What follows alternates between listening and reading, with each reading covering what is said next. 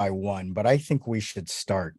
I'm going to take off my glasses because I see better without them, at least on the screen, and I've got some notes here. Well, first, welcome everyone. Thank you so much for joining us.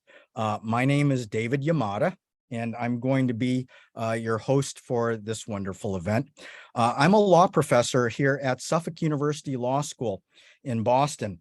And I would like to thank first my school for sponsoring this event and for also providing some support for it. In particular, several of our staff, including Seth Markley, one of our staff assistants, is helping with us with this event today, and I'm very grateful for that support. I'd also like to recognize the three organizations that are co-sponsoring this event. First is the Basic Program of Liberal Education for Adults at the University of Chicago's Graham School. Secondly, Harrison Middleton University. And thirdly, the World Dignity University Initiative of Human Dignity and Humiliation Studies. And each of those three groups will enter into our conversation as we go further into our discussions. So a question that some of you might have is, why is a law professor guy organizing a program like this? And I've got a little bit of a story that kind of gets us into how this theme came together. Back in 2020, as we were dealing with the opening months of the pandemic that has become so much of our lives, when Boston was in pretty much semi-shutdown mode, I gingerly did one of the rare subway rides of that year downtown into Boston, and I stopped by the Brattle Bookshop, which is one of my favorite bookstores here in Boston, a real literary institution. So I'm poking around the shelves and I see this book, and it's called, I could just see the edge of it. It's there, Lost in Thought, and here it is. And well, you know, because that year was basically about being lost in thought, those mere words kind of jumped out at me.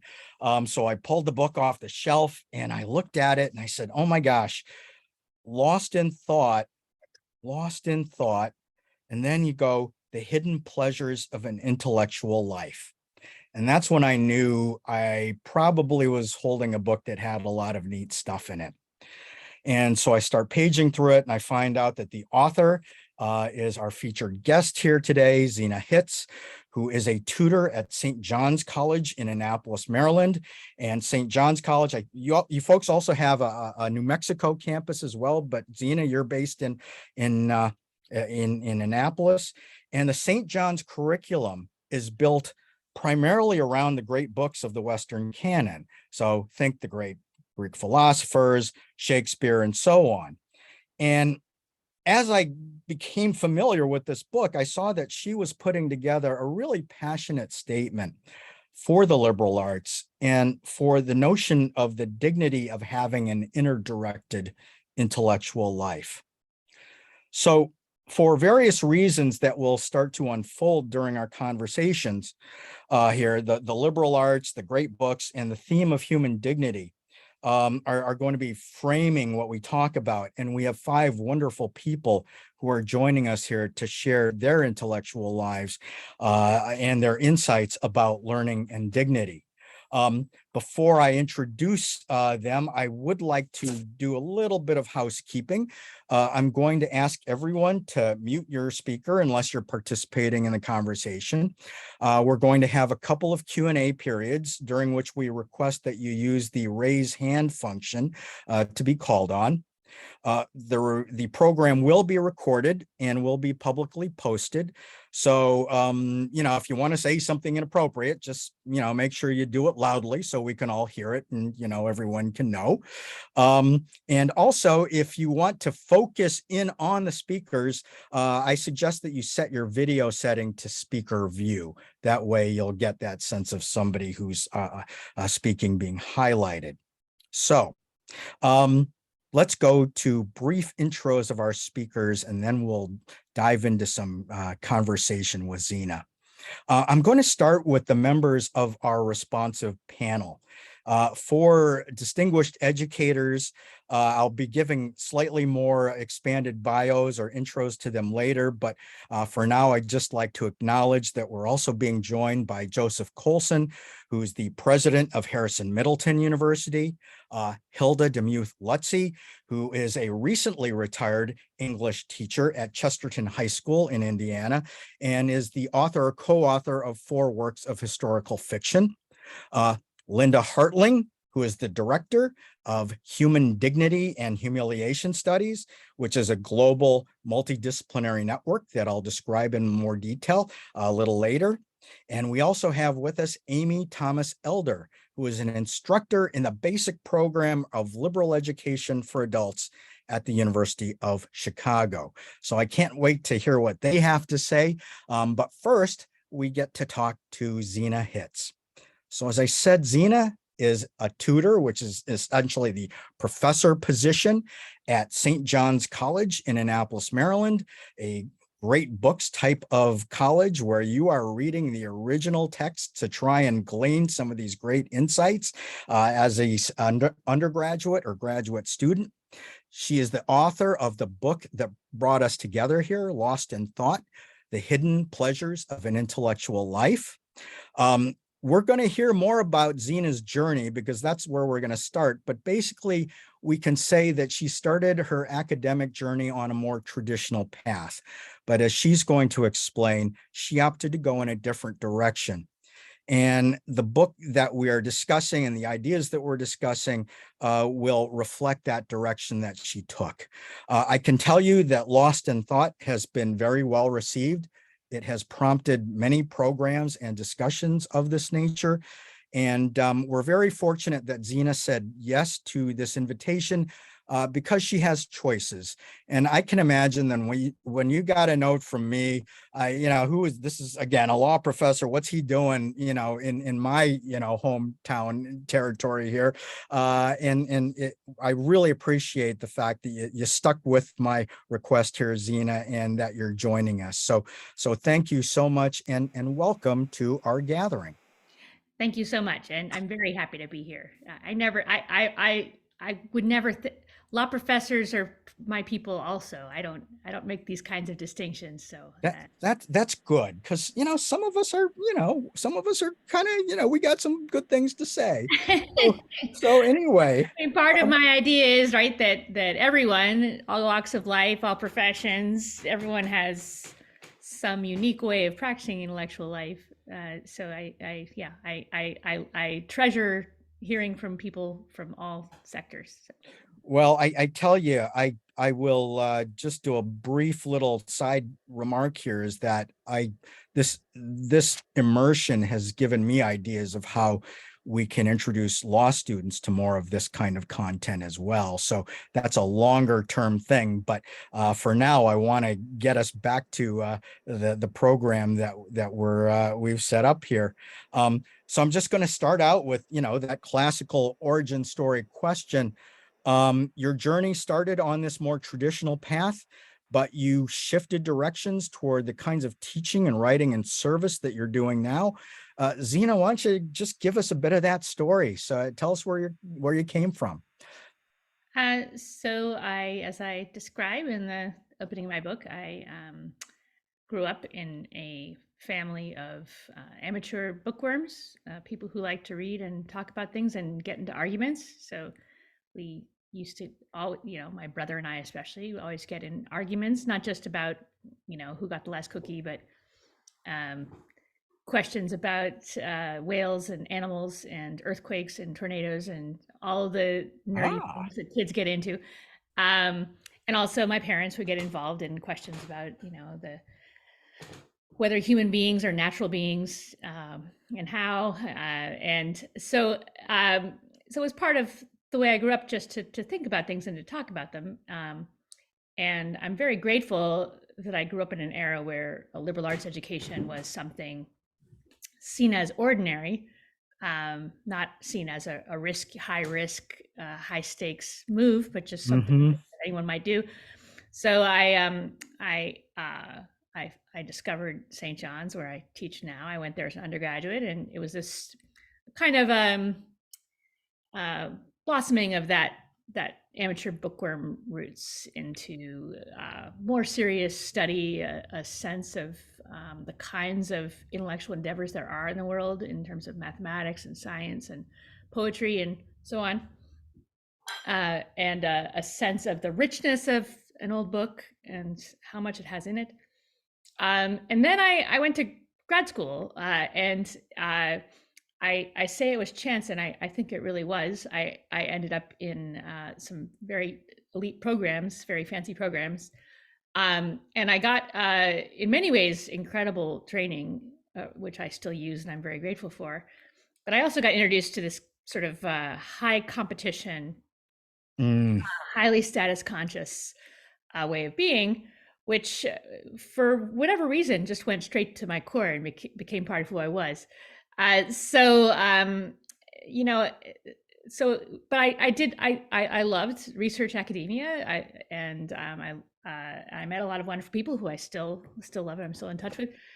I learned a lot, but as time went on, I got increasingly disillusioned with, in part, with the character of research, and it's a good research is wonderful, but the pressures for research are maybe not so wonderful and not so healthy for universities, especially in a field like the humanities. But my guess is actually it's more broadly true.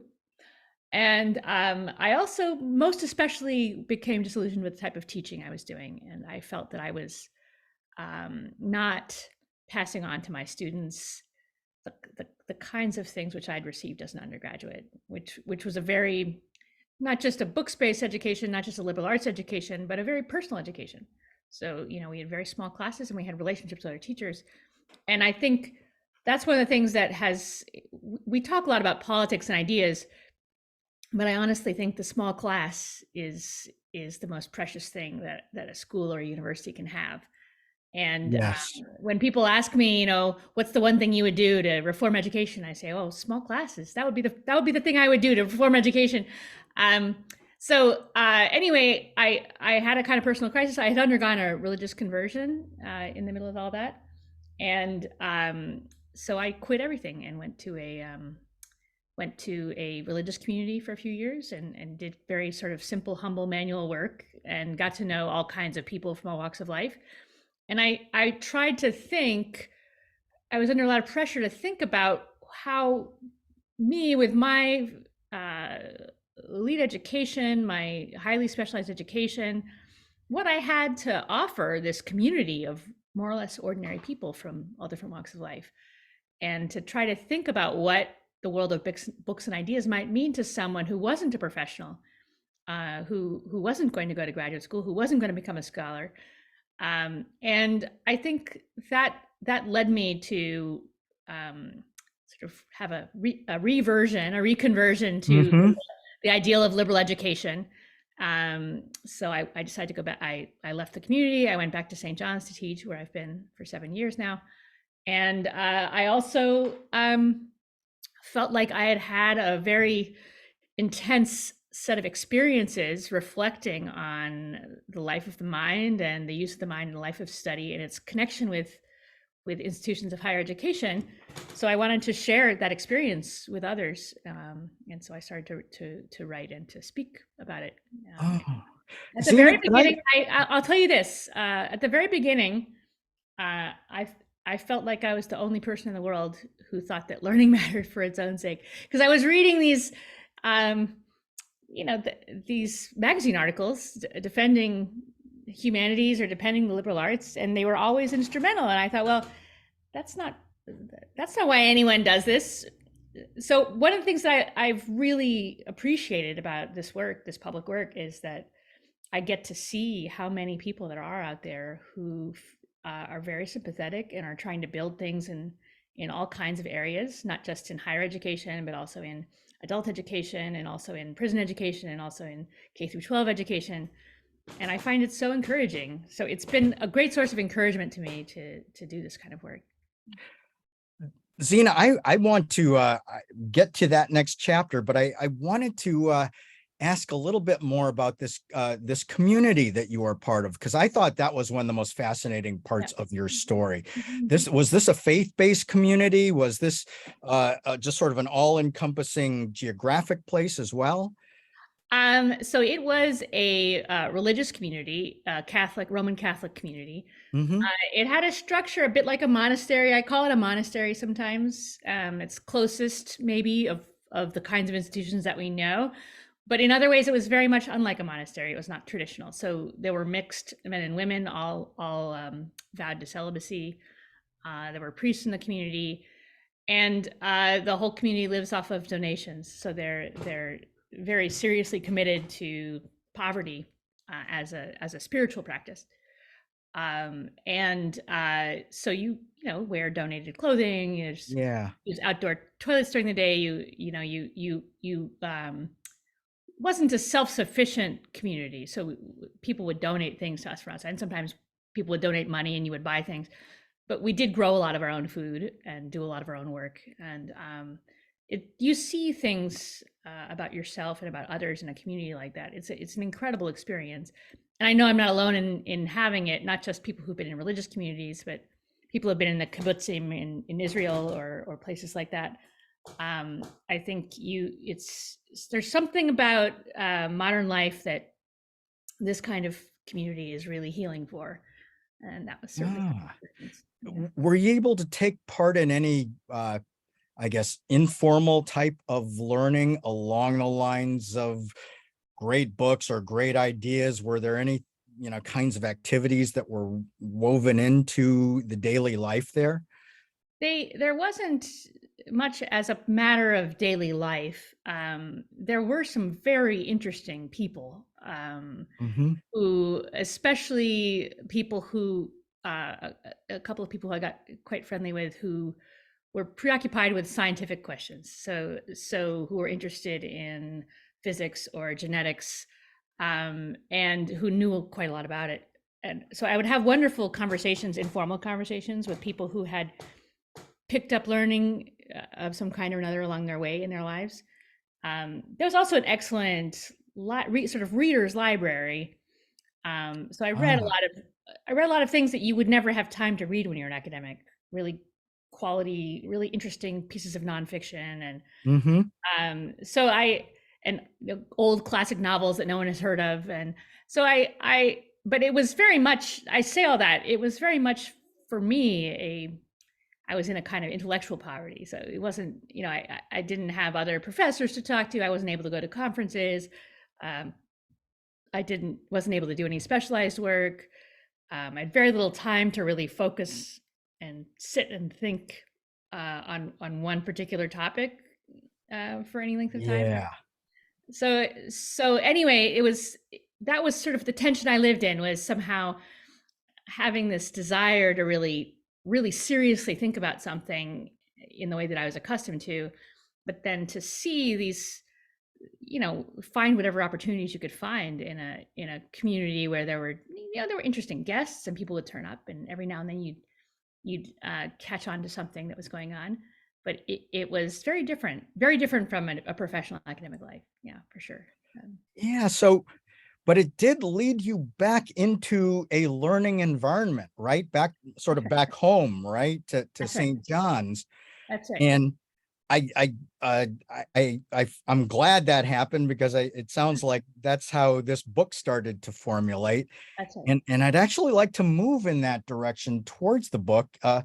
Now, you said a few minutes ago that for a while you thought you might be the only person in the world defending this kind of learning for its own sake. And it raises for me what I think is sort of the common defense of the liberal arts and the humanities. It's a vocational one, right? It's the so-called business case that this is going to help people because you learn how to write, reason, problem solve, and so forth. But in Lost in Thought, you make the case that these courses of studying and these books are beneficial for their own sake, for their own intrinsic value. And then you tie it to that notion of dignity. Could you elaborate on that, and just how you began to conceptualize the book? Sure. So I sorry, That's okay. Go ahead. there's someone at the door. I'm just trying to wave them away. Um, I don't think they understand that I'm in a meeting and I'm presenting and so on. So your question is about the Let uh, me, I'll just kind of go back. You know, we've got yeah. that common defense, right? Being a Oh yeah, vocational, the vocational. right? Yes, yes, yes, And then, but absolutely. you're saying no, it's an That's right. intrinsic So, one. so Go ahead. I'll explain exactly what happened. So I came back from Madonna House from this community, and I started at St. John's. And I was kind of re-entering the world after a period of being kind of isolated from it, and so uh, I read a lot of magazines, Chronicle of Higher Education, this kind of stuff, just to try to figure out what people were saying, what was going on in the university, what people were saying about it. I also caught up with my old academic friends and heard some of their stories. And at that time, it was the crisis in the humanities was was a topic. In a way, I think Mm, the topic has shifted since then. This was 2015, so it was maybe 7 years ago now. And everything I read was instrumentalized. It was all, it'll get you a job in Silicon Valley, it'll get you a job in philosophy, and it there was nothing that would tell you why anyone would want to do it. Just for its own sake. And so that struck me as wrong in a couple of ways. So first of all, I want to say what I don't always say. I took a very hard rhetorical tack in the book to just say, like, forget about all the vocational uses. Let's just think about why it might matter for its own sake. If you had no use for it whatsoever, you're an inmate you're a prisoner in Siberia, and how does intellectual life matter to you? You've got no future, you've got no career. What does it mean to you? So I wanted to stake out as strong a position as I could. It's not because I don't think that the liberal arts are useful. They are. They're totally useful. They do actually build your writing skills and your thinking skills and your creative skills and your imagination. But you don't get those skills unless you're doing it because you like it. mhm. And it's not the reason why any of us who do this professionally got involved in it. None of us got into it because we wanted to train our minds in this particular way, or because we wanted to teach others to train our minds in this way. We got interested in because there was something about the content of it that mattered.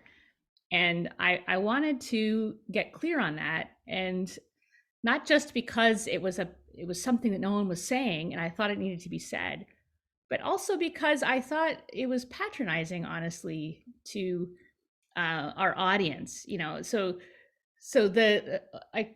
I've kept coming across this attitude among academics who are writing or defending the humanities to say, well, look, the taxpayers and the parents, they're not going to understand why we really do it. So we've got to put everything in terms of money, and Mhm. careers and politics, because that's the only language these people understand. They can't understand why we really do it. And I just found that appalling. I thought, well, maybe I won't succeed, but put me with anyone and let me try to explain what I do and why I do it, and see if they can't find something that resonates in it. Treat them like a free adult who can make judgments about other people's choices instead of just trying to, reach into whatever, like, oh, you've got such cruddy values. Let me try to just talk to you on your level. It's not a winning argument. And I think the fact that it's not a winning argument has been borne out by time. I mean, we've just lost and lost in those years since we started making it. Humanities are getting crushed everywhere. So I think it's time for us for at least speak the truth to ourselves about what we're doing, and that can be a source of encouragement for us too. Ooh, the line that you just said, the humanities are getting crushed everywhere. I mean, I know from just following the academic world how many classics departments are being closed, and how these positions are drying up. And I teach at a regional university that is very career oriented for our students, and we keep hearing terms in this kind of university, ROI, right, returns on investment. And it makes the job of advocating for the liberal arts and humanities a very challenging one, right? And so here you are, kind of this, I wouldn't say, just in the wilderness alone, but certainly maybe understandably feeling that way. Um, well, in Lost in Thought, you then tie this notion of an intellectual life for its own sake to the idea of dignity of the individual. And that's the other piece of your book that jumped out at me, because some of us here have been looking at human dignity from a standpoint of maybe more traditional configurations, such as human rights and political issues and things like that. But you're looking at human dignity from a standpoint of learning. Could you share a little bit more about that perspective that you brought into the conversation? Right. So I think it was something it came to me when I was thinking about this question and thinking about how to make the case and reflecting on, especially actually fictional examples were what brought it home to me. This French movie I saw in 2010 about um, a concierge who lives, a building superintendent in a fancy apartment in Paris, who has a secret life of reading. And then I started seeing examples like that everywhere, where um, you know people, and it's true even in it's slightly less dramatic way, a less more humble way. The bookworm, the lonely bookworm in high school, Mm-hmm. right? There's someone they're looked down on by the other kids. They're isolated. They're they're losers. I mean, strictly speaking. So the books are the kind of the refuge, the place where you find a way of being that's not determined by these kinds of social judgments. And once I started looking for that, I saw it in all kinds of places, in historical, um, working class intellectual movements that were parts of the labor movement, where um, working people saw their education, their reading of books, especially classics, as being a way for them to become more fully human and to Mm-hmm. recognize for themselves and in one another the kind of dignity, the humanity that was being denied to them by the people that were exploiting their labor, and all of the other diminishments that working people face in a highly commercial, status-driven society like ours. So, and I also started to find it all through the African American literary tradition. Um, these figures, Frederick Douglass and Richard Wright and Du Bois and Malcolm X, Huey Newton, all of them really became different kinds of people Mm-hmm. through reading, and through reading carefully, and through reading classics. And they didn't all take it in the same way. I mean, that's part of the beauty of the stories about the working people too. They didn't say like, oh, they didn't pick up the book and say, oh, now I see the aristocracy's right. Oh. They picked up the book and said, if I can do this, then I am worthy of power just as those people are. Mm-hmm. I have the humanity, the judgment, the abilities, the worth to be an active part of my community as an equal. And so it was anyway. It's one of these things where it was not obvious to me when I started, but once I saw it, I see it now everywhere, all through the history of reading, and the history of liberation movements, and Yeah.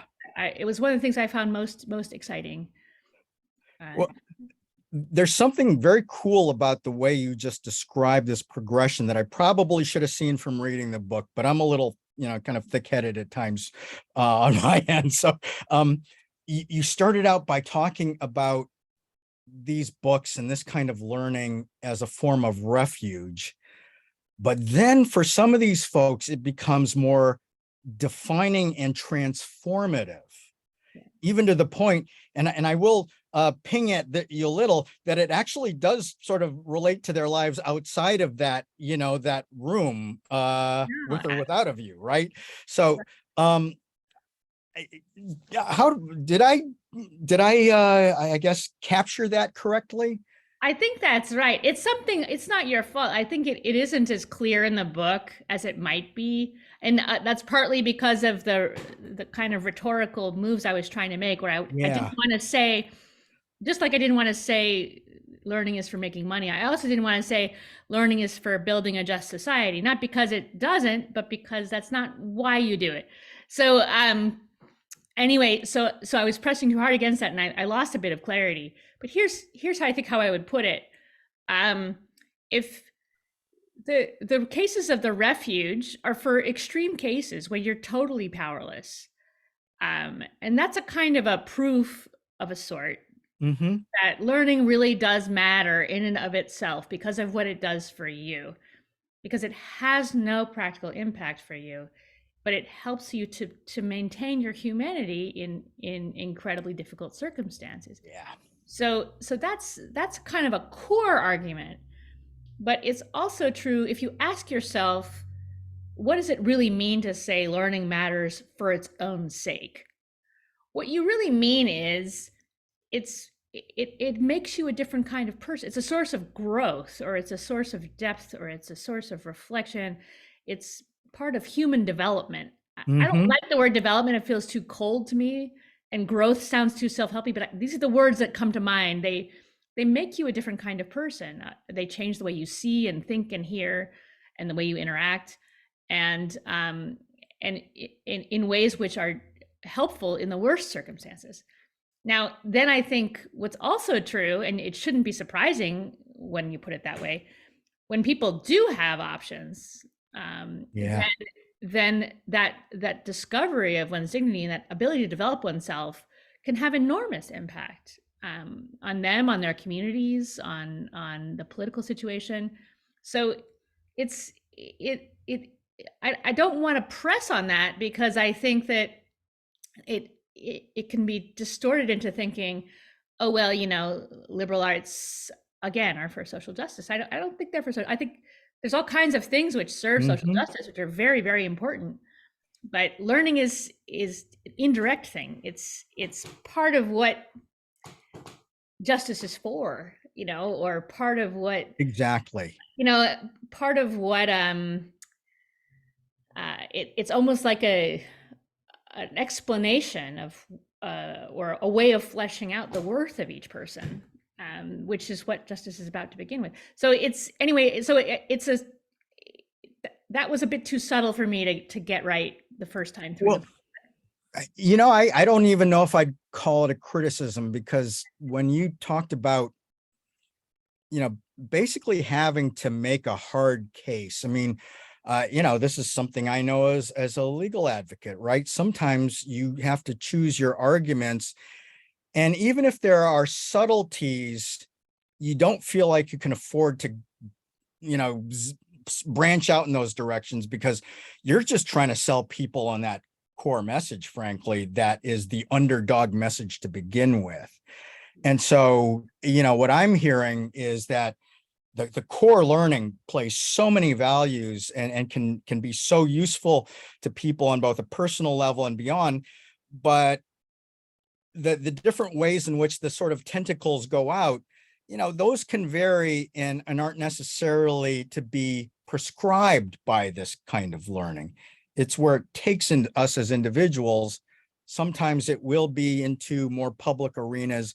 Other times it may be just, a further diving down into this world of ideas. So I think you got it right, given what you were trying to do.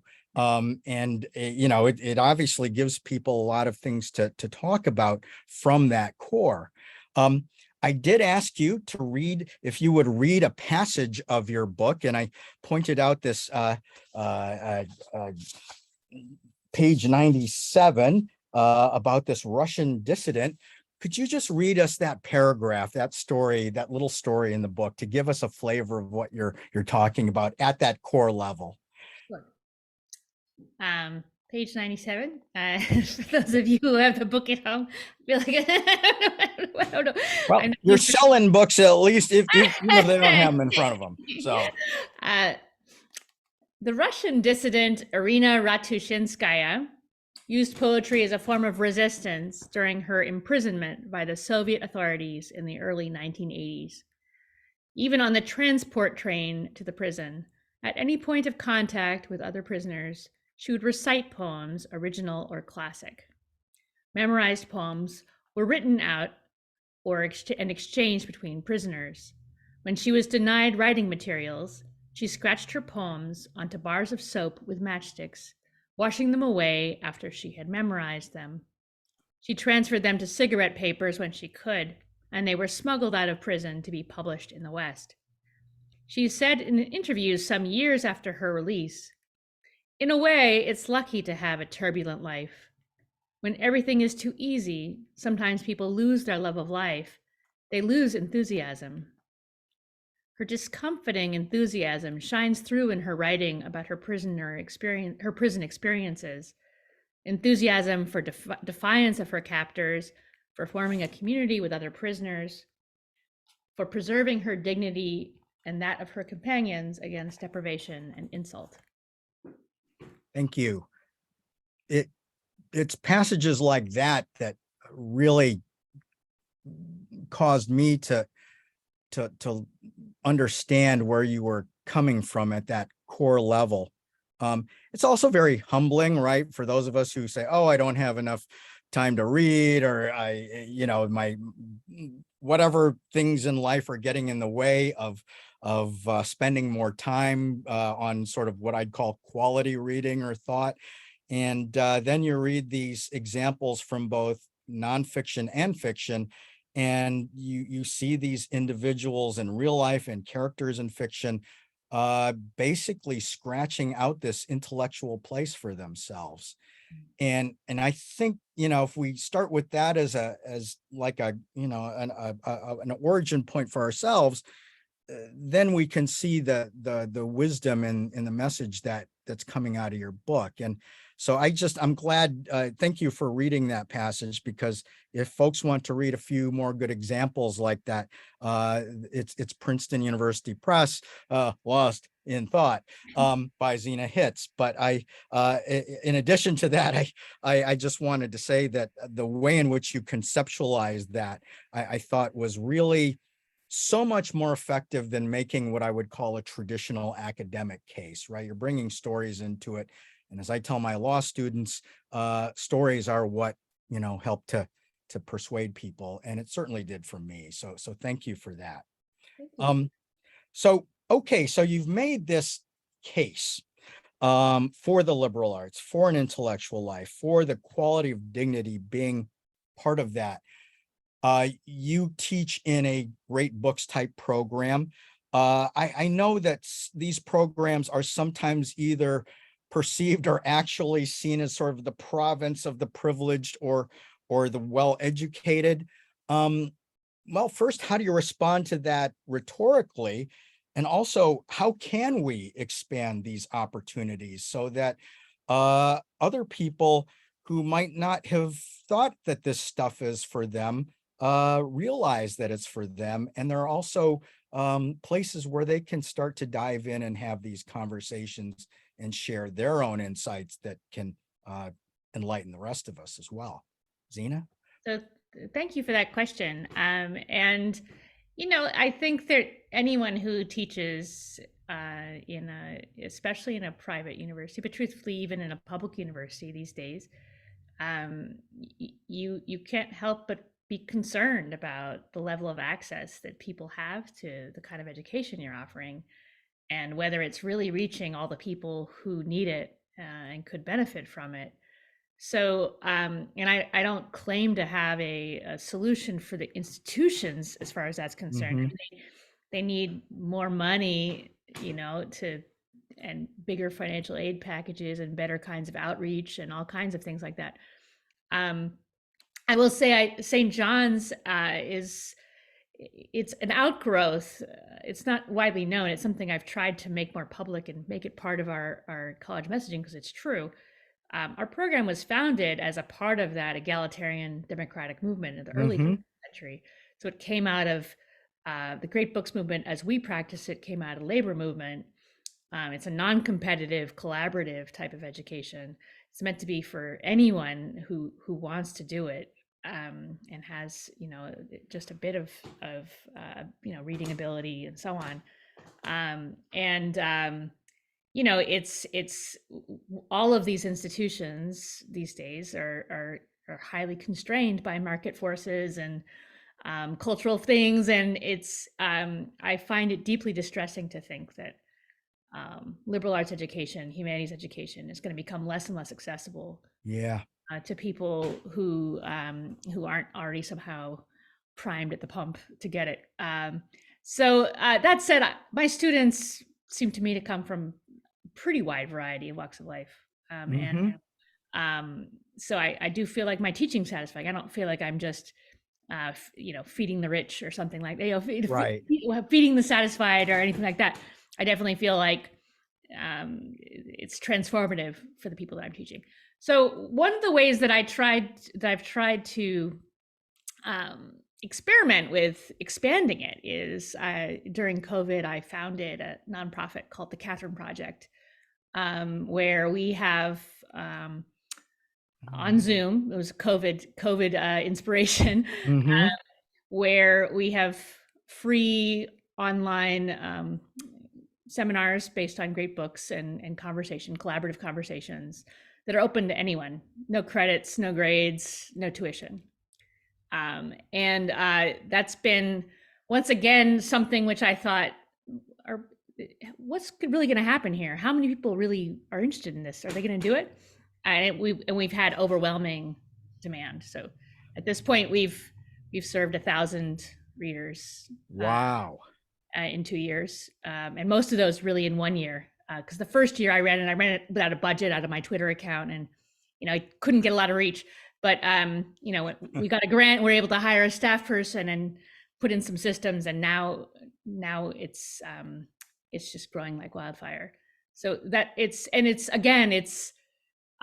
fascinating to me to see when you just open the doors, you say, this is what we're doing, and you open the doors, you get all kinds of people.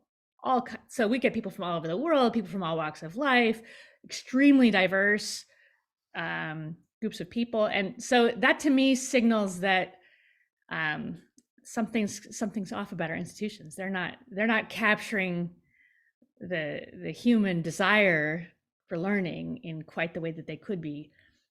So it's one of the things I hope as our project grows and develops, I hope that we'll become a part of that conversation of how to reach just broader audiences with all kinds of learning. That's great. And the Catherine Project, Yeah. the .org.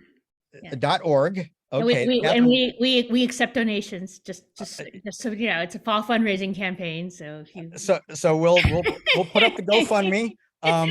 Uh, it that idea though is something that within the human dignity and humiliation studies community we're talking about, and we'll hear a little bit more about this effort to um, provide non-credit, low cost or free types of educational programs.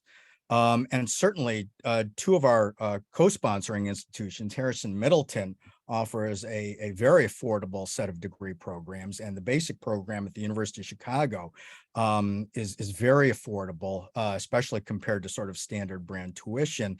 And so I think what you're saying then is this question, if traditional academe is all about this sort of ROI type of structure, are there other opportunities for new initiatives to sort of step into the void and to create what eventually starts to look like sort of an alternative kind of network of offerings to provide this kind of learning and other types of learning that aren't valued in that so-called kind of market-based value system?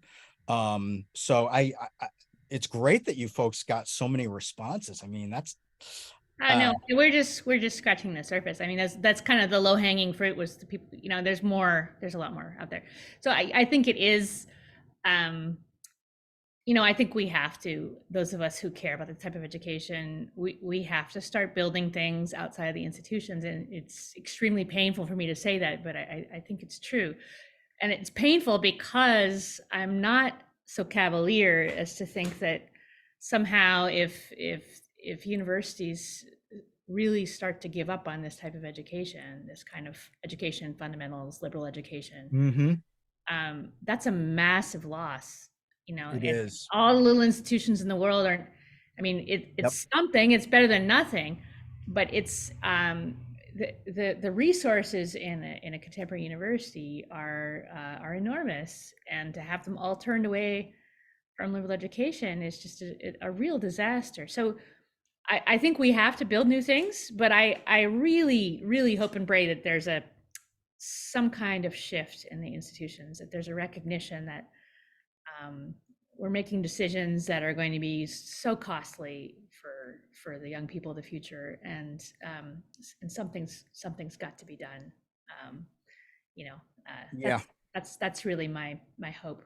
Yeah. I agree. When does the turnaround occur so that this form of learning and the subject matter is once again valued for its own sake, and if we have to sell it as vocational for that sake too. Yeah, that's right. But I agree. Um, Zine, I think what I'm going to do now is we can take a few questions. I know folks have been adding comments in the chat, and I haven't had time to really follow that because I'm not that good a multitasker. But do people have questions for Xena at this point, or just kind of quick responses to what you heard her say? And that includes any of our speakers. If there's something that's not part of what we anticipate talking about, are there things that you'd like to add? And if there are, just raise your hand, or else we will go on. Would anyone? Yes, Thomas. And you can unmute. There you go. Right. I'd just like to thank Xena for the presentation. I love your work, and thank you for the Dignity University putting this on. I just want to say that intellectuals are not only found in academia. I've been running for 5 years some intellectual forum. We've been trying to take on the systemic politics around anti-intellectualism. The Trump victory, the Brexit vote in the UK, Putin's aggression in Russia. This is a wave of anti-intellectualism. It's also anti-liberalism. These people use the word liberal like a swear word. And so the idea of liberal education for them is a sort of conspiracy to in their inverted world. So I've been tackling this at the front line for 5 years as coordinator of the World Intellectual Forum in Europe. How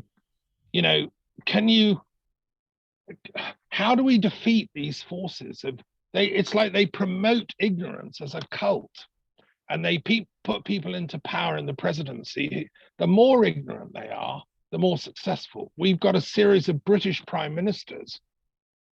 The last one lasted 45 days, Boris Johnson and co, who are deliberately gaming ignorance to appeal to the least intelligent of the population.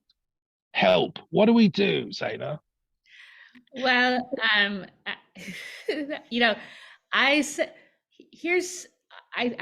I'll tell you the truth. I don't think there's anything to do apart from recognize that part of what you're seeing is the consequences of neglect of liberal education, that we need in our communities. We need thoughtful, reflective people who interact with people in authority on the basis of equality, even if they're, it's part of the, not just a liberal tradition, but a rule of law tradition where, everyone's basically the same, and some people hold office and some people don't. But these, I'll be honest, I think that it's not as if the ideas are somehow free floating. There's a lot of economic and technological factors that we need to be thinking about.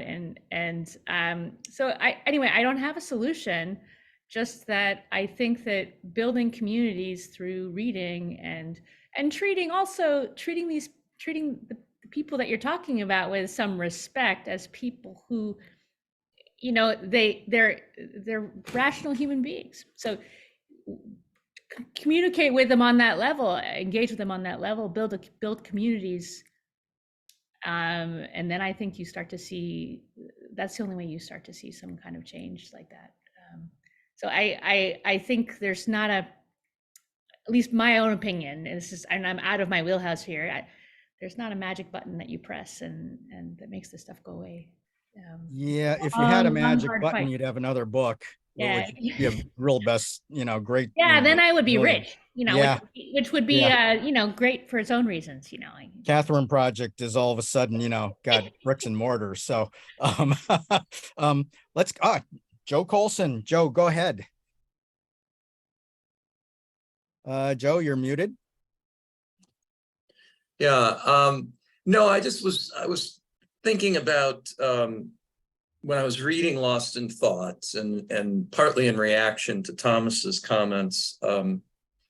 One of the things that I thought was interesting, Xena, about your some of your social commentary that you weave, sometimes I think subtly, and other times, for great purpose, that you right on the nose.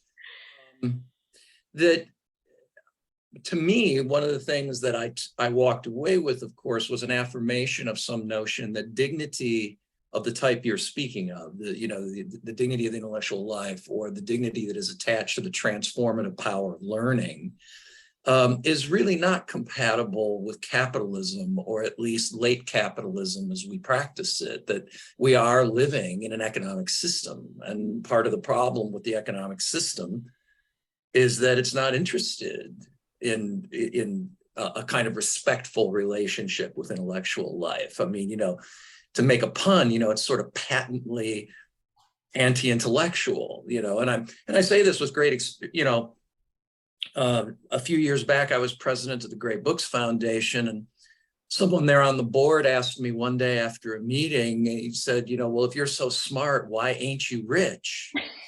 I think it's a line out of a Horatio Alger story, right? Thing, right?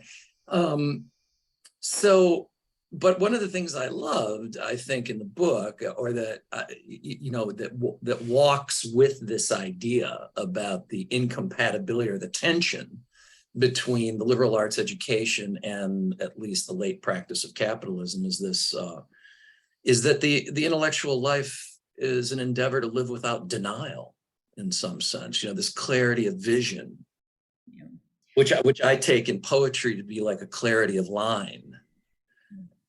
I'll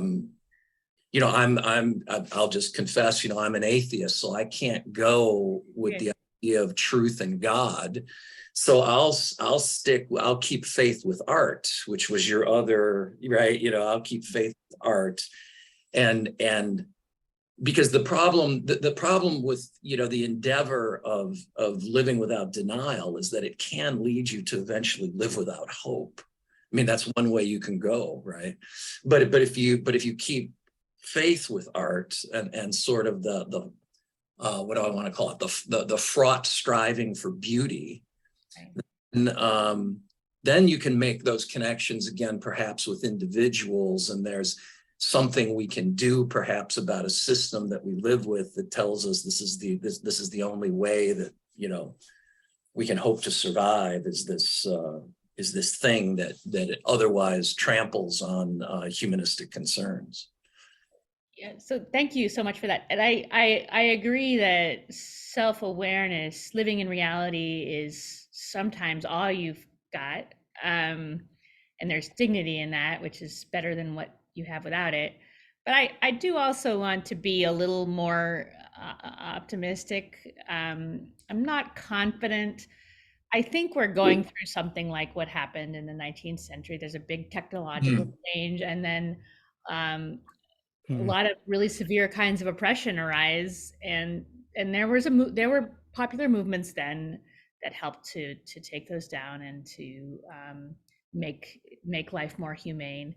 And I think it can happen again. So part of the point of that social commentary that you're talking about is to really encourage us to think about what's possible for us in terms of the old-fashioned community building, forming groups, forming just acting outside of the elements which are making our lives so difficult. So I think there's cause for hope, and it's at least worth a try, even if it doesn't. Yeah. Great, thanks, Joe. Carly and then Gershon, and then we're going to go on to our panel. So Carly, go ahead. I will try to be as concise as possible. Xena, I'm so glad to be here, and I can't wait to go purchase and read the book.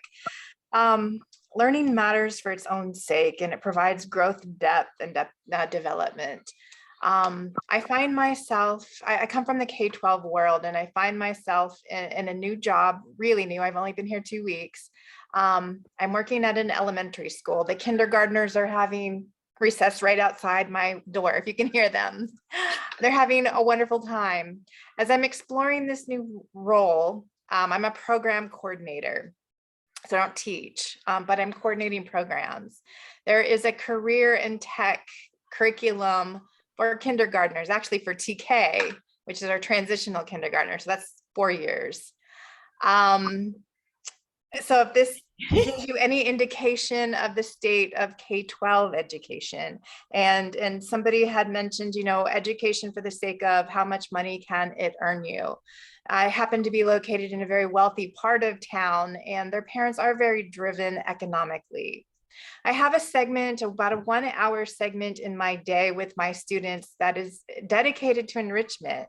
So there's this push and pull that I can see happening in K-12, where education equals your financial life, but there's some resistance as well. And I want that to be what my comments are about. So how can I help that pendulum swing? What can I do with that hour of enrichment that I have when these parents see art education only as a status symbol rather than enrichment of their children? What suggestions do you have, Xena? Oh my gosh, that's a wonderful question and heartrending question. And I do unfortunately hear it's maybe a bit darker than even things I've heard recently, but I do get stories like this.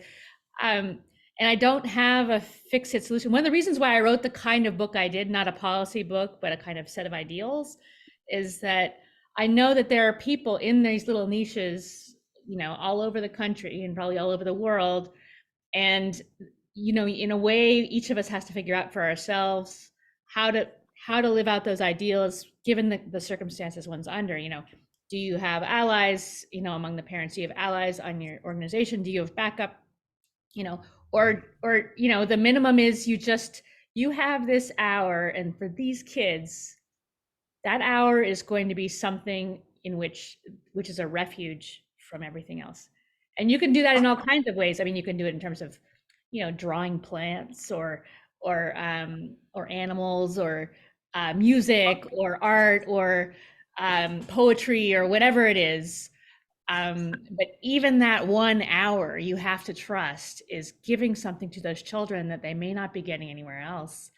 And, you know, you can't control the outcome of that, but I do want to encourage you and say, like, you know, you don't want to give up. I mean, you can make your own prudential choices about the best way to use your talents to make the world a better place and so on, but don't give up on that, what you're giving to those kids in that kind of time. It's so important.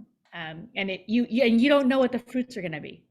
I'm so glad. I think it's so fortuitous that I was able to join all of you here today, given the task that's underhand. I'm so grateful. Thank you, Xena. Thanks, Carly. And Xena, I noted that here again, you invoked that word refuge. We're talking about a kindergarten room, right? I mean, that's telling in some ways about It's horrifying. Yeah, where we have room for this stuff. Yeah. So thank you. Let's go, before we move on to our panel, we're going to ask Gershon to with your question. Gershon, go ahead. Well, I don't know if it's so much a question as just a comment. And it goes to what Dave said about Nazi Germany. They had a school system that was the most prized and envied school system all over Europe. And everyone wanted to emulate that. When Hitler took power, one of the very first things he did was he said to all these great teachers that they had to take an oath to the Nazi party. And if you didn't, then you were dismissed from teaching. And all these teachers, 90%, agreed with the Nazi ideology, and they were given all the curriculum. So they taught the Nazi curriculum so well to their students, they became very good Nazis. So it matters a great deal how you educate youth. And it's not education per se. You want education for humanity, for humaneness. And if I may, to Carly, I taught 7th and 8th grade out in California for 20 years. And I stumbled upon, one day I walked into class and I said, so what do you guys want from me as your teacher? I see you every day, 5 days a week, 6 months out of the year, you want something from me. And they had no idea. And till finally, one of the students tapped his chest and said, me, I want you to respect me. Good. What is it you want me to respect about you? That you have blue eyes or green eyes, or you dress appropriately. I mean, what is it specifically that I should respect about you? And it was like pulling teeth. And then finally, someone again said, me, I want you to respect me. And I said, well, actually, there's a word for that. And that word is called dignity. You want me to respect your dignity as a student. And then I said, what do I want from you? No association. But I said, I want the same thing from you. I want you to treat me with a dignity as a teacher. And how are we going to treat each other in class as students? So everyone bought into that. And it took like 3 weeks. Kids would come in with their pants down, their hats cocked, and the girls were talking and chewing gum and being real loud. And I would say, so is this a dignified way to come into class? And they would go, oh, right. And they would just correct themselves. The upshot of that was, once you're able to have classroom management, which I got, you can teach as much as they can learn. So once the kids get it, and first graders and kindergarten kids, if you ask them who the bullies are in the class, they all know. So they understand this idea. And, it works. And I think that the idea that dignity is just not presented, as a way of doing things. I mean, everyone has dignity intuitively, and everyone knows what it means to be humiliated. And everybody hates being humiliated. So if you create an environment where there's no humiliation and people have dignity, the students or anybody can be much more open and much more vulnerable and much, nicer to everybody else and all the other students in class. So, Gershon, thank you for that. It actually anticipates some of the things we're going to be talking about, especially with Linda Hartling. So I'm going to save some of those themes for a little bit later in our conversation, okay. because I do want to get with one more question for Xena that I raised with all of our speakers. Xena, one book that is a favorite of yours to either read or teach, or perhaps both. There's a lot of books. I know. Sorry.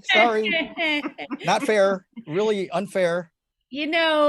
I think the book that's going to pop to mind because of this conversation, and it's a little bit lesser known than some of the other books I might say, it's a book by John Baker called The Peregrine. I talk about it a bit in the book.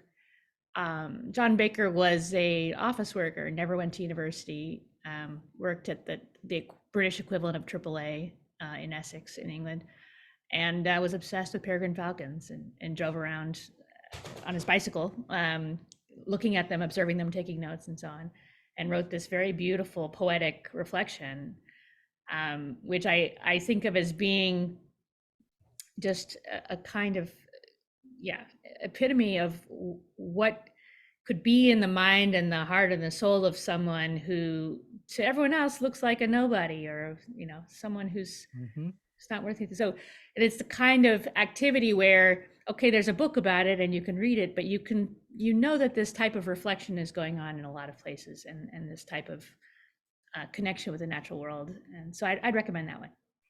That's a book that I bet a lot of people didn't have on their list. So thank you very much. So Xena, I'm going to ask you later on if you have any responses to our panelists, because they're going to be responding to your thoughts and your book. But now I want to, I'm going to introduce each speaker in the order in which I ask them questions. Then we're going to sort of pull it back all together again. So this is called the quote responsive panel. But it's not only a set of responses to Xena's comments and Xena's book, but also delving into our guests' own work relative to our gathering here today. And so our first speaker is going to be Joseph Coulson. Joe, as I mentioned earlier, is the president of Harrison Middleton University, which is an online university devoted exclusively to the study of great books and great ideas. He's also the former president of the Great Books Foundation in Chicago. I would add that I have the honor of being a 2022 Fellow in Ideas at Harrison Middleton University, which is a fancy way of saying I'm contributing some articles and writings to some of their publications and taking part in some of their programs. And several of our colleagues from Harrison Middleton are here with us as well. Joe, so you're part of this lineage. Harrison Middleton, the Great Books Foundation. From that vantage point, what themes in Xena's book, in addition to those that you already raised, resonated with you most strongly? Yeah, I think, well, just to start with a very, very brief personal narrative in the way that Xena did, I think that I very much relate to this notion about the transformative aspect of learning, particularly, but I also agree with Xena that learning is not necessarily about content, right? Learning is so much about character and models of ways of being in the world and imagination.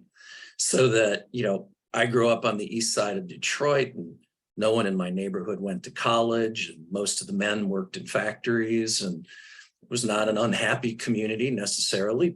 People were successful. It was very diverse. It was Italian, Jewish, and Black, and it was rich in that way. But as far as intellectual endeavors go, there were just really no models. And like as Xena was saying, one began to see or sense in books that there might be some other way of being. There might be another way to imagine a life other than going to work for Ford, which was essentially the expectation for me. If I wasn't going to go in the military, then I was going to go work for Ford. So, but the teachers and and what they could present in this sort of intimate mentorship suddenly opened up the world, that I think Xena talks about in various ways in the book, that gave me some way of seeing that I didn't have to follow this particular course that's mapped out to me. But, when you're very young, it's very hard to imagine any other way of being in the world other than what you see immediately around you. You're just a fish in the water and you're swimming in it, and that's what it is. And so learning seems to me so much caught up in that and in the creation of character and imagination as much or more, I think, than content. But so that's the end of the little personal narrative. But I think, Xena, in your book, one of the things that comes very near the end, I'm actually on page 197 if people have the book, but I'll read out just a little thing here that I think is relevant to Harrison Middleton University and the kinds of mission that we're talking about here. But on 197, right toward the end here, it's the paragraph that begins habits and disciplines.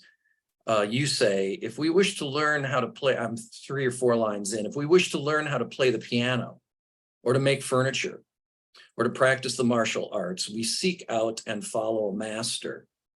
It is a disgrace to our system of higher education that person-to-person teaching belongs only to a handful of liberal arts college and to elite doctoral programs.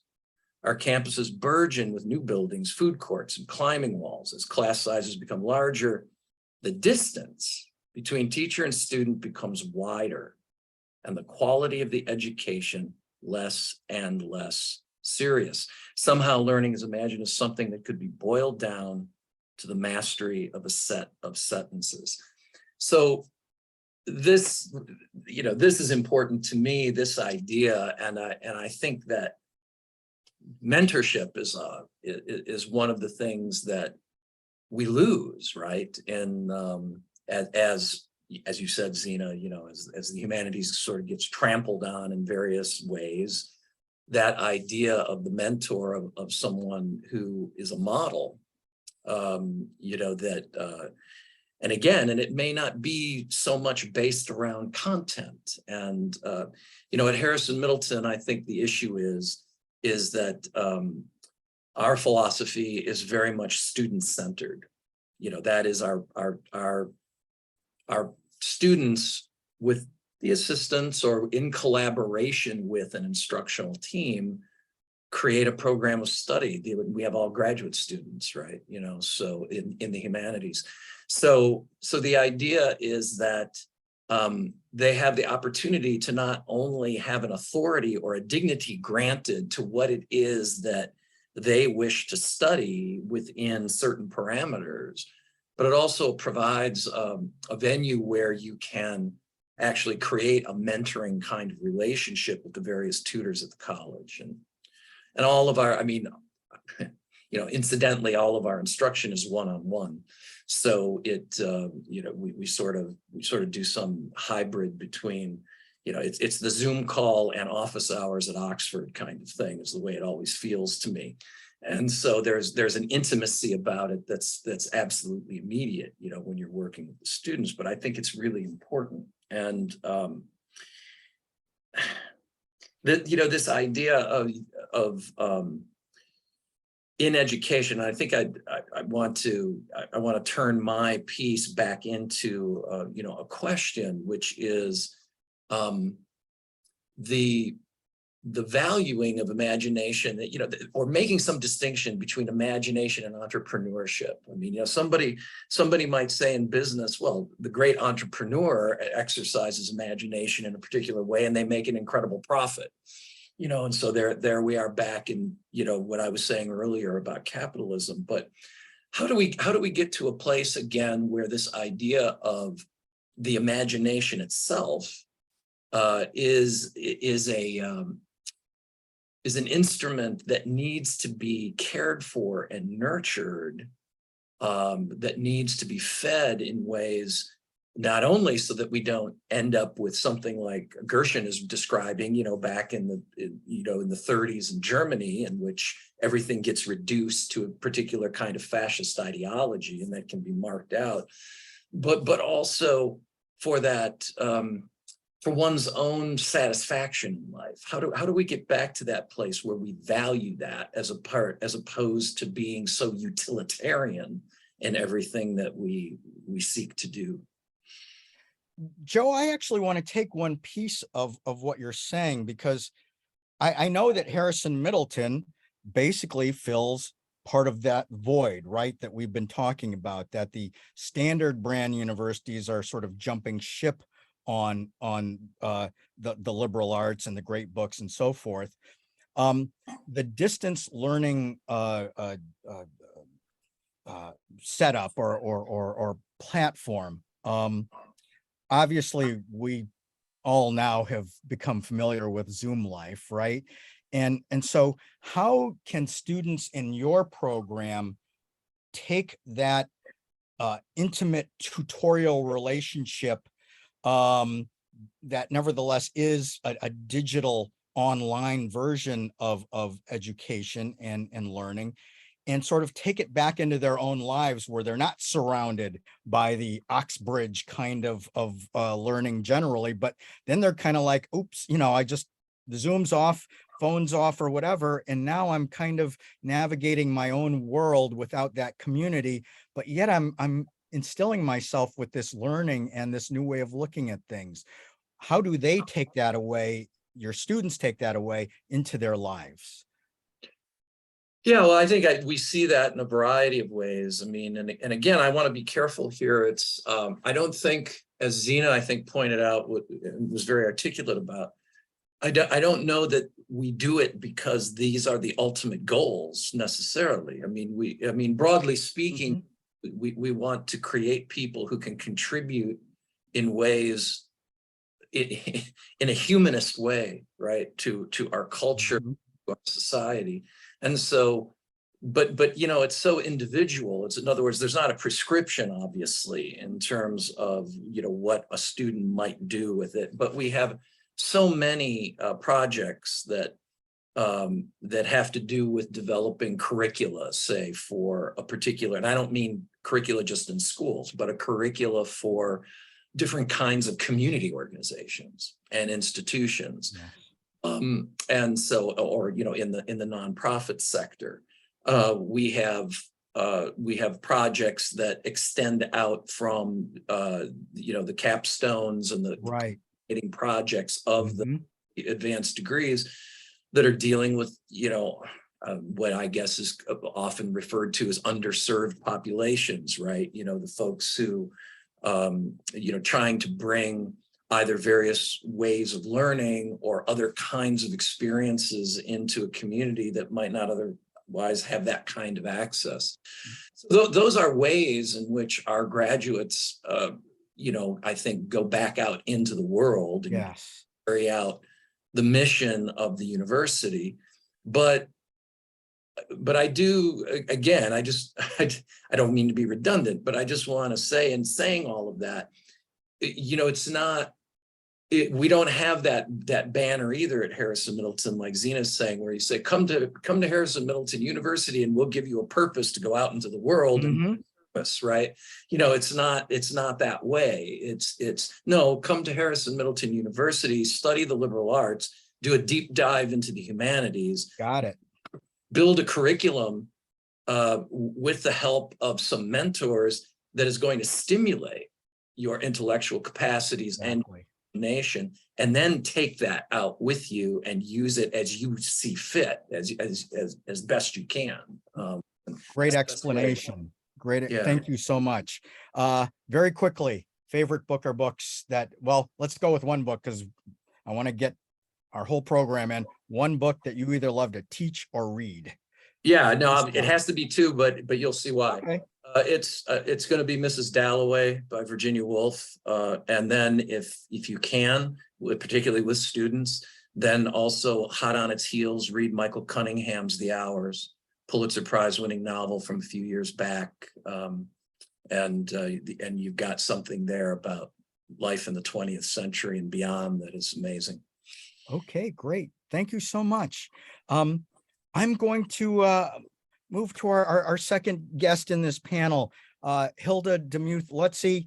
Hilda is not only a lifelong friend of mine from our collegiate days at Valparaiso University, but when I was putting together this program and Hilda put in a very kind note that this sounds very interesting, then I realized one of the things we're missing from our program was first the experience of somebody who went through a great books type of program, which was our honors college at Valparaiso University, and also someone who has taught in the secondary education field as an English teacher at Chesterton High School in Northwest Indiana.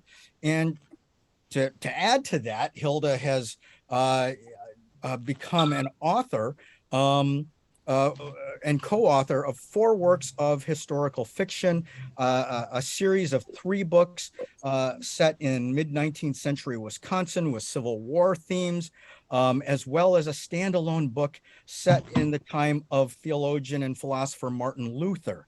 So, Hilda, welcome to our gathering here, and it's great to have you. I wanted to start by asking you, you've experienced the liberal arts and the great books as a student and an educator, and you've also, as I just mentioned, engaged the world of history as an author. How, from that vantage point, what about Xena's work resonates specially with you?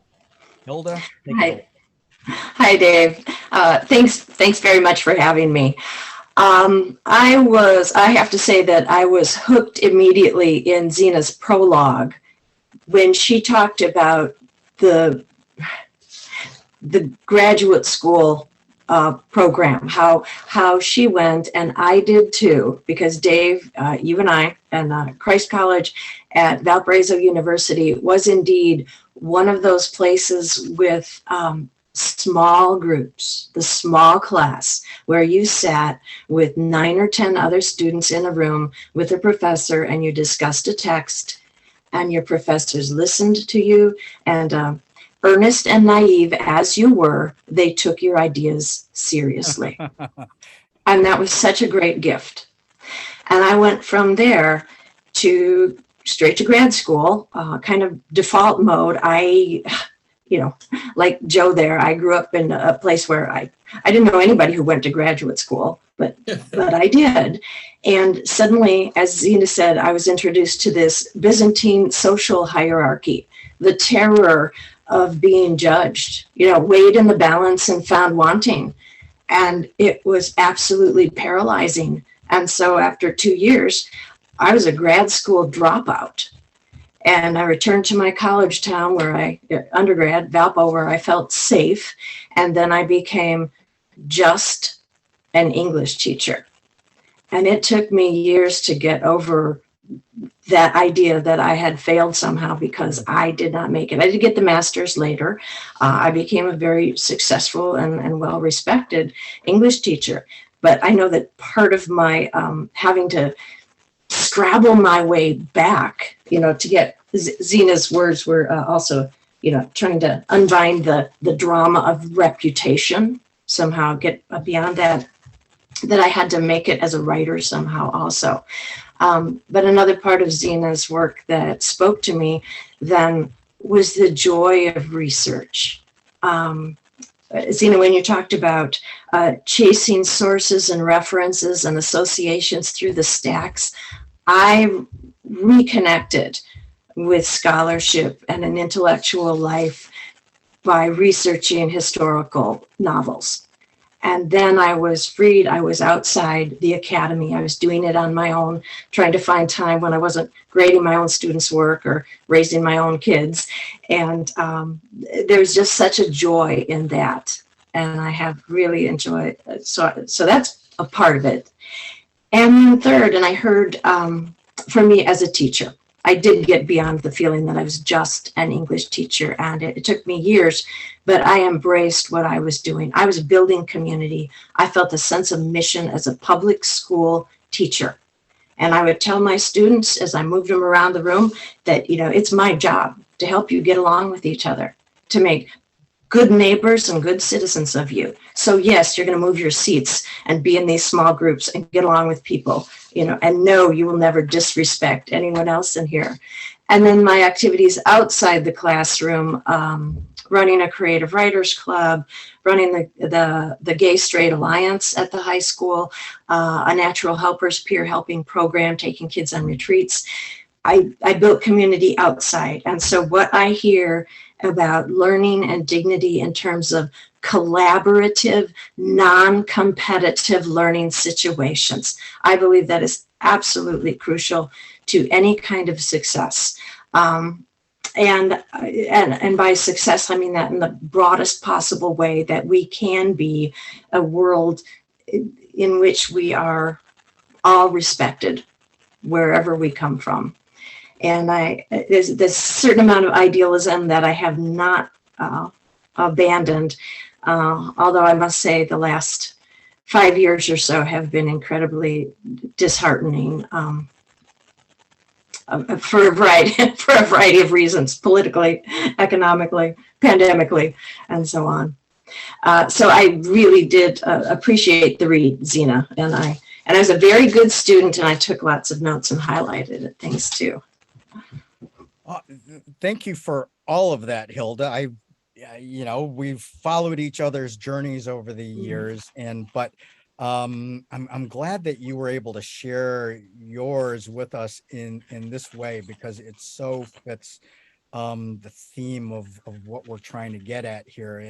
And I'll give myself credit for being right, that you would have some perspectives that other people wouldn't be able to bring into the room. So thank you, my friend. And you actually anticipated one of my other questions, which was this question of sort of this dignity piece. I wanted to pick up on something else you mentioned, though, and it's not something we've talked about, but it is part of it. You mentioned sort of really the joy of research in a way that is separate from that, frankly, kind of sometimes boot heel feel of having to do research. And I have to say that even as a law professor, I found the most kind of inspiring intellectual examples outside of the academy, rather than, it's nothing against legal education. I mean, there's a lot of things I have against legal education, but the inspirations more positively have come from folks who don't have those formal ties. So do you have any examples, or an example that sort of comes to mind about when you said, hey, this is really cool again. This isn't like being in the library because it's part of a grad school assignment? I never would have thought that I would write a novel about Martin Luther. I spent much of my life trying to get away from my Lutheran upbringing for a variety of reasons. And suddenly I was writing this novel and was fascinated, and went back to my old, my high school Latin and college German in order to be looking at sources, and did have an important mentor, a retired Luther scholar, Gottfried Krodel, who lived in Valparaiso, who caught fire with my ideas. And I guess I needed that. I needed that mentor. I needed a Luther scholar, traditional academic, to say, yes, what you are doing here is worthy. And he and I had some delightful evenings together where we would talk about Luther's time that I never would have expected. I did have one more quick thing I wanted to say about research that I have told my students now. I have told them in recent years that you literally have the world at your fingertips. And it is astounding what they have available. And that idea of chasing resources, I would like to redeem the term going down the rabbit hole. I think that that is one of the most satisfying ways to spend time, when we tend to use that as a time, it's a time waster. But no, you go down one path to another there, and you end up in these wonderful places. And I appreciate students who go down the rabbit hole frequently and come up with some unexpected treasures there. Oh my gosh, we're on the same page. I'm telling law students, you want to find out something about some esoteric subject, just start typing in search requests and keep clicking away. You'll find some stuff you never knew existed. So that's an odd thing that we're teaching this generation of students how to use Google, right? Well, anyway, the other thing I want to mention, the book that Hilda's talking about is Kingdom of the Birds, and your protagonist is a young boy in Martin's time. So for those of you who are interested, you can search that title out and click. So Hilda, I want to ask you a question again, and I'd say, favorite book, either personally in terms of reading, but I'd also like to hear, is there a book that kind of resonated maybe unexpectedly with your high school students in ways that you thought, hey, this is a pleasant surprise? I'll let you just kind of run with that question. I have the fondest memories of teaching in my world literature class, the Tao Te Ching. Oh. And I gave them, a friend had given me the Stephen Mitchell translation. And one day I just on a whim, I gave the students 3 translations, digital translations, you know, so they had it available, said, pick a chapter that resonates with you, write a paragraph about it, be ready to talk about it in class tomorrow. And people just were so excited and ran with it. And I'll make this very brief, but I had one of my most powerful teaching experiences. One year when I did this, that morning, it was announced that Amira Abu Hakma, one of our students, had died in a car accident that morning. And so when I got to 4th block, and it was the day that they were presenting on their selected chapters, we sat in the darkened classroom with, you know, the chapter would go up on the screen, and then the student would read this paragraph of what they had learned, you know, why this was important, what is important about life. And we sat in that room together with the empty desk, and knowing that in Amira's backpack that day had been her response, what she would have said was important to her about life. And we sat in the classroom and wept together. And I've had many tears and much laughter along the way as a teacher. That's my story.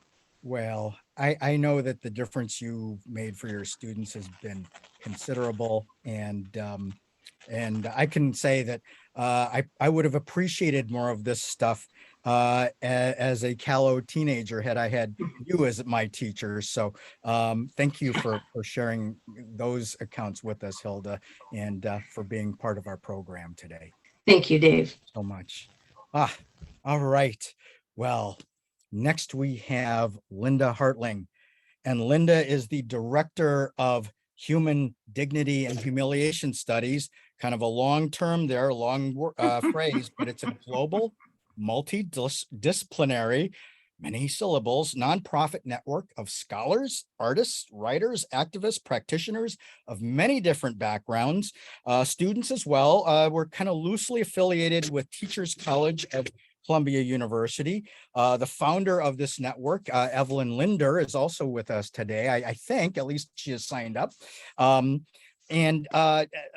Linda's writings on relational psychology, I have to say, have had a strong influence on me. And some of our common interests led me to join the board of Human Dignity and Humiliation Studies. And in fact, one of the connections that has grown out of this is that I'm helping to build up what we're calling the World Dignity University Initiative of continuing education programs, which is a co-sponsor of our program today. So Linda has been another one of those folks who's been just very important to me and to so many others. Linda, welcome to our gathering here. Thank you, David. Oh my gosh, I'm just so excited. I have so many ideas going on in my head. I can hardly, I'm about to explode. But first, I want to start out by thanking you for bringing us all together, David. You are the model of learning and deep thought and welcoming spirit that we can join in collaboration to talk about ideas. And I'm so grateful that you're taking on this World Dignity University idea to create a human-to-human network of networks where we can work in collaboration with other institutions and individuals to help people find and satisfy their yearning for learning. So I'm so happy about that. And then I want to thank Xena for writing this incredible book. I've been on a multi-day Xena Hits Blitz watching videos on YouTube of you giving your talks. I highly recommend them. Please go out and see them. It's a great way to even go deeper into this conversation. So Xena, thank you so much. And then I want to just say hello to all my Human Dignity Humiliation Studies friends, because our community is a co-created community. We share ideas together and we seem to grow those ideas based on the idea that we can grow best when we support the growth of all involved. And so everything I say is really a little bit about the people in our community.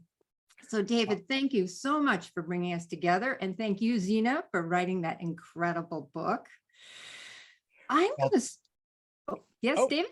yeah, well, first, thank you for those wonderful words about this gathering, Linda. And I when thinking about how this community of people relates to the topic, I started with the understanding that a lot of our discussions have been about things like human rights, the health of the planet, the ways in which we engage each other as individuals and groups. It's a little different than the sort of the core of today's discussion, but I wanted to ask you about that. What about Xena's theme of the dignity of the intellectual life resonates with you most strongly in terms of the human dignity and humiliation studies community? Would you like to share some thoughts on that with us? Well, I would like to we'll just start out with a quote from your book, Xena. And I love this quote. What good is an intellectual life? It is a refuge from distress, a reminder of one's dignity, a source of insight and understanding, a garden in which human aspiration is cultivated, a hallow of a wall to which one can temporarily withdraw from the current contributions to gain a broader perspective, to remind oneself of one's universal human heritage. See, this is the kind of thinking I think leads us into recognizing our full humanity. I think in so many systems, and I'm going to tell you quickly that my intellectual career, this is for Carly, started out in kindergarten. It began with this gig as a soloist for a grandmother's tea that led me on this lifelong path with music, which I took throughout school. And music has always been my metaphor, because for me, music had that intrinsic quality of wanting to learn. You certainly don't go into music to make a lot of money for most people. And it taught me about relationships. So working in collaboration, in concert with other people to create something even better, more beautiful. And I like to think of our community, the human dignity community, as being a garden in which we can build the dignity of others by supporting each other in growing in many ways. In fact, I like to think it's an opportunity to create a community that's dedicated to a permaculture of mutual learning that dignifies the lives of people in our own life, in our own ideas, and going forward. So I really feel that this topic of intellectual life is a huge missing piece in our thinking. And I go to the work of His Royal Highness Prince El Hassan bin Talal in Jordan, who introduced us to the concept of the Cogitosphere.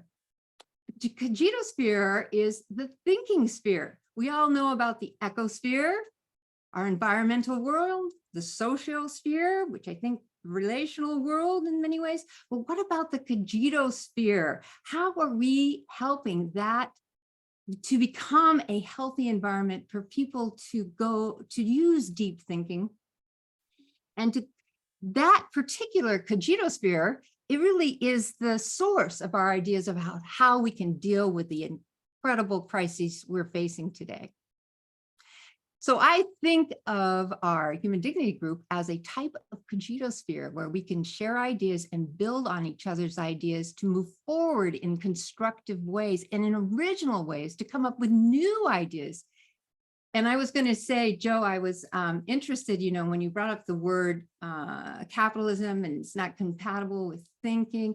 Evelyn Lindner, I know she's in the room. She creates a new word. And actually, I should tell everybody, we come up with lots of new words in our community. They get thrown out there and then sometimes we build on them. But Evelyn came up with a really useful word of dignism.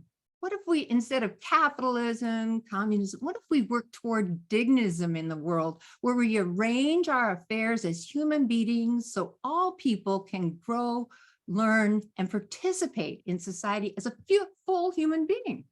So I know Evelyn's in the room. She could say more. But I think we need to work on that cogito sphere, our thinking sphere, and how do we realize this vision of dignism in the world? So I'm going to refer to Michael's quick quote, where he says, kind of about related to the idea of the World Dignity University, is what if all the world is our university? What if our work is really built on looking at that perspective? And one of the things that I had been really touched by is people's interest in the arts, because I think that enriches our lives. When I eventually went freelance out of my academic work in psychology, I went from music. I'm afraid I lost my voice in that setting of the high grind of public school teaching, went into psychology, went into relational cultural theory, which is a focusing on relationships. And I believe dignity is built through relationships.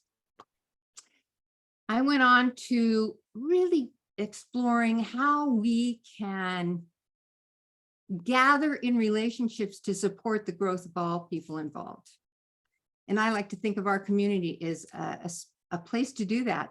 But this is an extension, this deep way of looking at the value of deep thought is crucial to that overall goal, and doing it in a community that works in concert rather than in competition. So thank you for providing this space. Oh, thank you, Linda. And as you were sharing your thoughts with us, I had a connection that I hadn't quite made, because the other half of our group's name is humiliation studies, right? That dignity is not just some sort of fluffy concept, but that it is maybe the obverse in some ways of the experience of humiliation. And that's where I started to hear Xena's voice about a place of refuge, right? When people are experiencing humiliating circumstances in their life, that they have this place of like an intellectual safe space to just be more of who they are. And so I think that's another piece that we can toss into our human dignity and humiliation studies learning equation. I want to ask you too, is there a book that you find especially significant to our theme? Yes, David, I have a book. It's got, it's a powerful title, and I just found it not long ago, but I consider it a companion book to your book, Xena, and it's by Elizabeth Minnick. Elizabeth Minnick was a student of Hannah Arendt, and her book, well, I'll see if you can see it, is, I'll just say, The Evil of Finality. And basically, it looks at thoughtlessness as being the pathway to the terrible events that end up realized in the world. The evil of banality is talking about on the life and death importance of thinking, and she uses her experience of working with Hannah Arendt in her work to deepen our thinking about how there are so many forces that are thought stopping when we otherize other people, when racism, sexism, that stops our thinking because it's such an easy shorthand for compartmentalizing our experience and our judgments of other people. She's offering this book as a way to help stimulate thought and movement. So it's The Evil of Banality on the life and death importance of thinking. And just to clarify it, it showed up in the translation as finality, but we're talking banality, right? Right, banality. As in the twist on the banality of evil. Right, evil right. Of banality. Okay, I hope folks got that title down. Thank you, Linda. That's another book I'll be clicking on somewhere to order. But Linda, as always, it's so great to see you, and thank you again for being a part of our gathering. And I would love to spend even more time delving into these themes, but I also want to get to Amy Thomas Elder, who is an instructor in the basic program of liberal education for adults at the University of Chicago. This is a 4-year non-credit sequence of discussion-based courses in the great books. And my connection with this is that the same summer I discovered Xena's book, I also saw an announcement for a sample class for the basic program, a sample class examining the text of the Gettysburg Address. And it was taught by one Amy Thomas Elder. And I was so taken by that class that I enrolled in the basic program and now am in the 3rd year of the program. And so I am a kind of a latecomer to the Great Books Party, but enjoying it very much.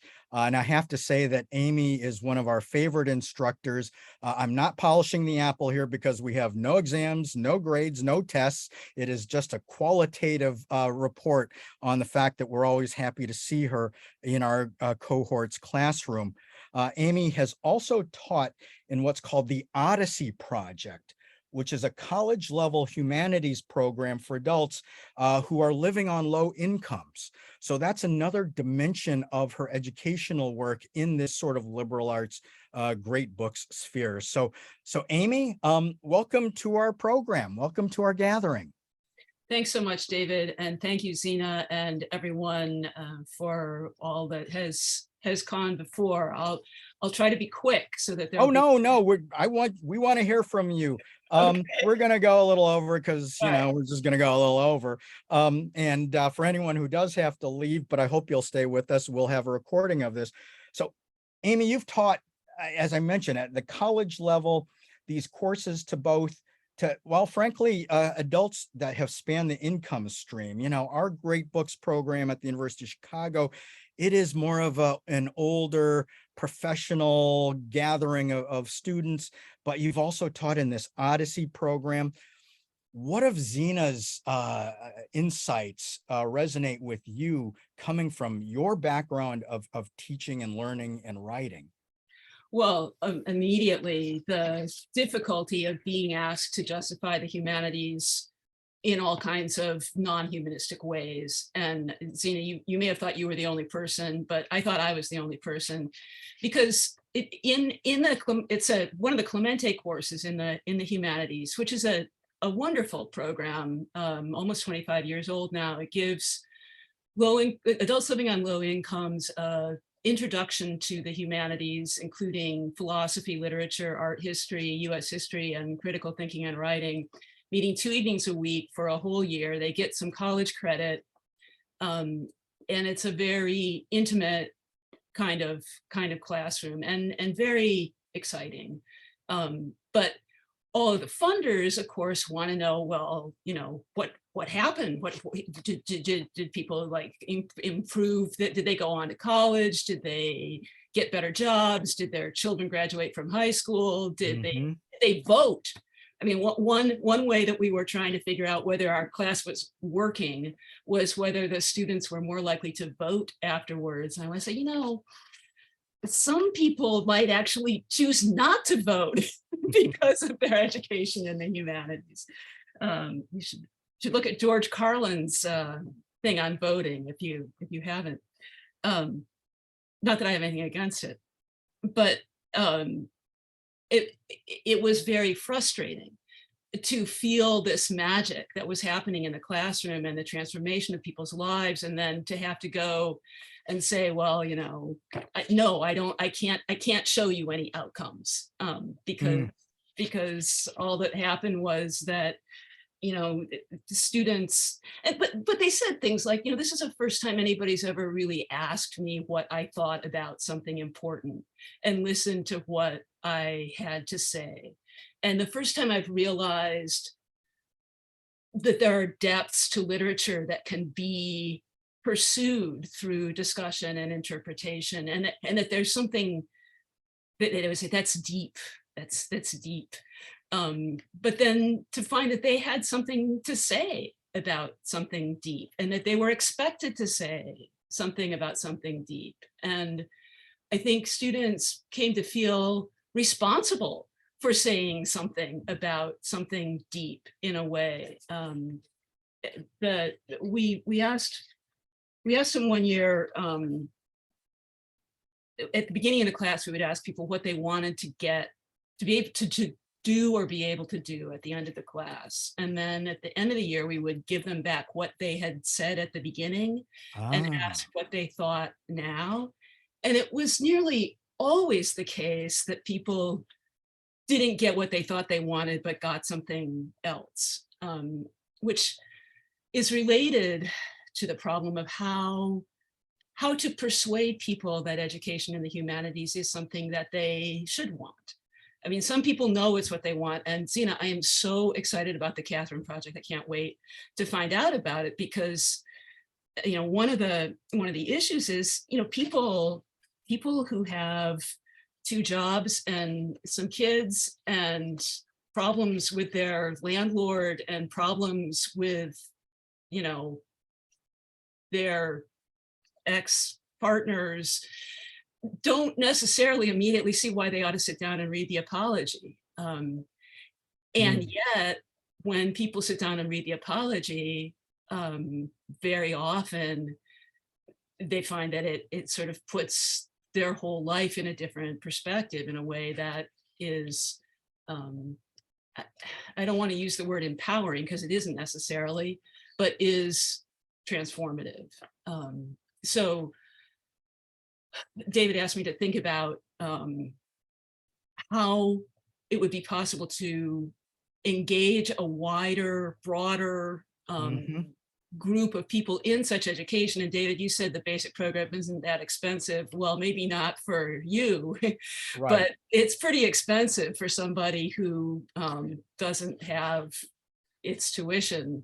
And one of the barriers to bringing in more diverse students is that it doesn't seem like the highest priority, which is why I so much want to hear about the Catherine Project.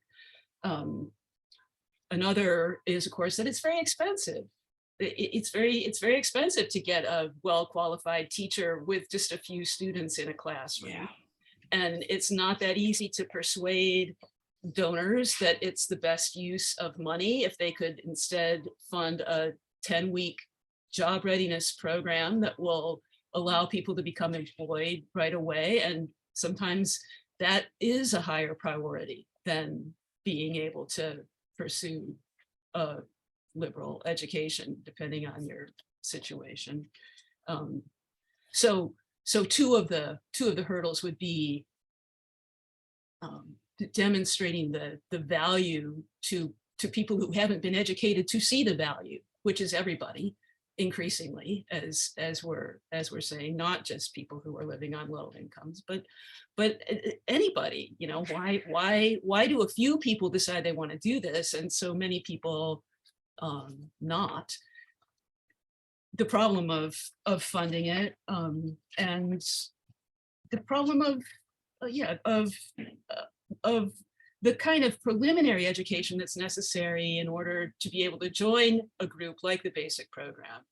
I mean, where most people have a college education already, and you know, a certain understanding of the context within which these discussions occur. So those are hurdles to diversifying our student base. So Amy, I don't mean to get into too much of the guts and sinew of how we fund higher education, but I think the basic program is, of all the possible choices affiliated with a mainstream university, a possible portal. And I agree. If the $475, I think it is, per quarter is something that isn't in somebody's budget, well, then it's not, right? And they can't afford that. And the question then is, how can a mainstream university, in this case, a very prestigious mainstream university, and others like it, persuade stakeholders that this is worth, giving donations to support, right? to bridge that gap so that those of us who are coming to the program with an ability to afford this opportunity can maybe learn from some of the folks who can't afford such an opportunity, because my guess is you've heard some things in those Clemente courses and the Odyssey courses that you probably don't hear in our basic program discussions. How can we make that case? And I don't even want to call it the business case, just the human case, that something like this is worth somebody saying, okay, I'll put that in my bequest. Okay, I'll give X amount of money that will support somebody to have an opportunity like that. Any thoughts on that? It's so hard. It's so Yeah. hard without pretending that you're going to do something like end poverty, which is actually, the sort of original inspiration for Earl Shorus when he started the Clemente course. I mean, he really thought that he was fighting poverty. Anyway, I think that there are a few Odyssey Project graduates in the basic program who are there on scholarships. Mm-hmm. And I think that they have greatly enhanced the basic program by their presence. I was in the happy situation of being able to bring together groups of the basically white, overprivileged basic program students with the mostly people of color and economically marginalized Odyssey Project students, and do things like read Invisible Man, Mm-hmm. because everybody wanted to do it. And it was really fabulous for everybody. So, I mean, one way maybe that we can do it is to partner with organizations like Clemente, so that you get students who are already interested in doing humanities education and bring them together with groups of adults in established programs, so that everybody can see how great it is. And then those people themselves may make the bequest, or may be able to persuade the people with the money to do it. Yeah, I know that the school has been trying to do more fundraising and organizing and things like that. I think the case is out there to be made, to at least be tested amongst those who have the ability to donate and who have had that opportunity to go through the basic program. Basically, it's like, hey, do you want to make this opportunity available to others and enrich the classroom experience as well? So that's for another whole longer discussion here. But I also wanted to ask you, I'm now really curious, because I don't think we ever asked you this question in the classroom, your favorite book to either teach or read that's in this canon of classic works. Well, I thought about this question and I kind of cheated, because it's not really a book. I don't even necessarily want to do the whole book, but I want to do book 7 of the Republic and the Allegory of the Cave, which has never, in my experience, failed with any audience, because everybody has the sense that they're living in something less than real reality. And it is so powerful for providing images to think about how that reality isn't real. But then what I really like to do is follow it up with like Berger and Luckman, The Social Construction of Reality, or Frantz Fanon, Black Skin, White Masks, or something that deals in a more theoretical way with how our identities are shaped by the institutions that we live in. And I think that the social sciences are crucial as a partner to the humanities, because they give us ways to conceptualize our lived experience. We need the humanities in order to be able, I think, to discern the human ends that our institutions aren't serving. Yeah. And I think no institution can serve purely human ends, because it also has to fund itself. And capitalism isn't just evil, it's what we live with, and the ends in capitalism are profit. It's not its fault, that's just what they are.